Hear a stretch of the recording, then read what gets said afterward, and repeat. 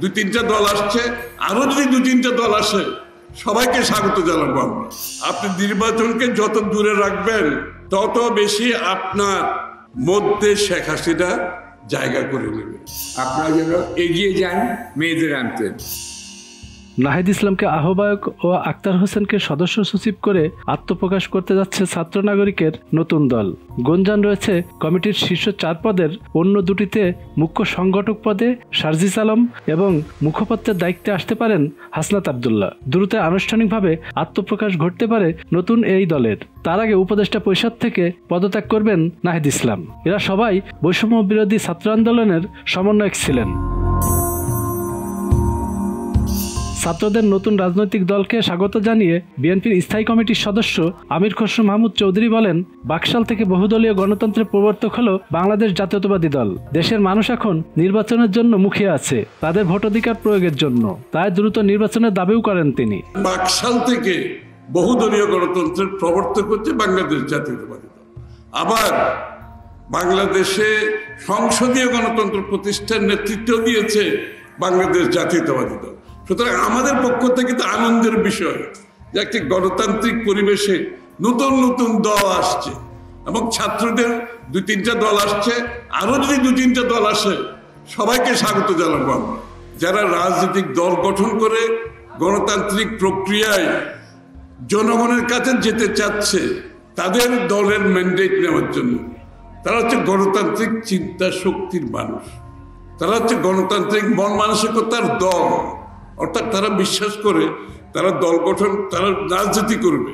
সুতরাং তাদেরকে দল গঠন করতে হবে এবং নির্বাচনে অংশগ্রহণ করতে হবে, জনগণের কাছে যেতে হবে, তাদের চিন্তা ভাবনা দর্শনের ম্যান্ডেট দিতে হবে। আবার যদি কেউ মনে করে দল গঠন করে ক্ষমতা দখল করার প্রক্রিয়ার সাথে জড়িত হবে, সেটা কিন্তু গণতন্ত্রের লক্ষণ না। এখানে একটু ব্যবধান আছে। পৃষ্ঠপোষকতার মাধ্যমে যদি ক্ষমতা দখল করার চিন্তা করা হয়, সেটা কিন্তু গণতান্ত্রিক প্রক্রিয়ার মধ্যে পড়ে না, গণতান্ত্রিক মন মানসিকতার মধ্যে পড়ে না। নির্বাচন হচ্ছে গণতন্ত্রের বাহক। নির্বাচনকে বাদ দিয়ে কোনো গণতন্ত্র হবে না। শেখ হাসিনা নির্বাচনকে বাদ দিয়েছে বলে বাংলাদেশে গণতন্ত্র ধ্বংস হয়েছে, তার মধ্যে একটা দানব সৃষ্টি হয়েছে।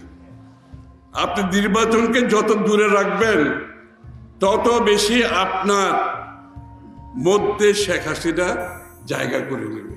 আমরা বিভিন্ন জায়গায় সমাবেশ করছি, লক্ষ লক্ষ মানুষ নির্বাচনের অপেক্ষায় আছে, আর কোনো অপেক্ষায় নাই। তারা তাদের মালিকানা ফিরে পেতে চায়, তারা তাদের মালিকানা ফিরে পেতে চায়।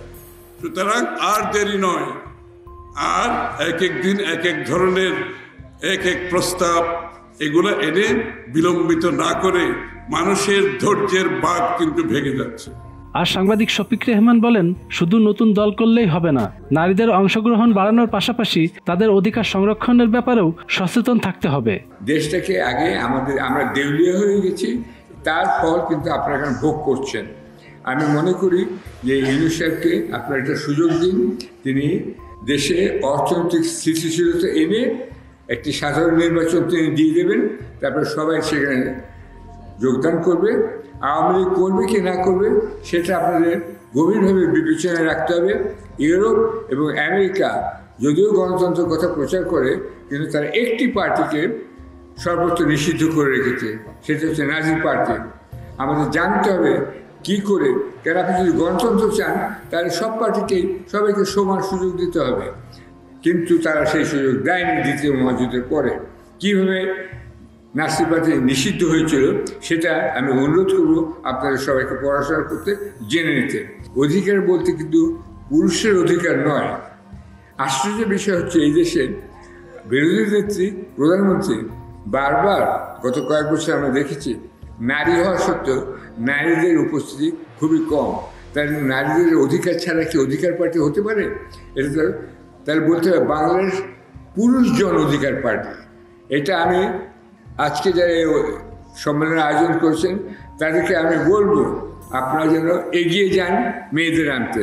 অনুষ্ঠানে আগত অতিথিরা নবগঠিত দলকে শুভেচ্ছা জানান। আজকে থেকে তাহলে আমরা নতুন একটা পার্টি পাচ্ছি, বাংলাদেশ জন অধিকার পার্টি।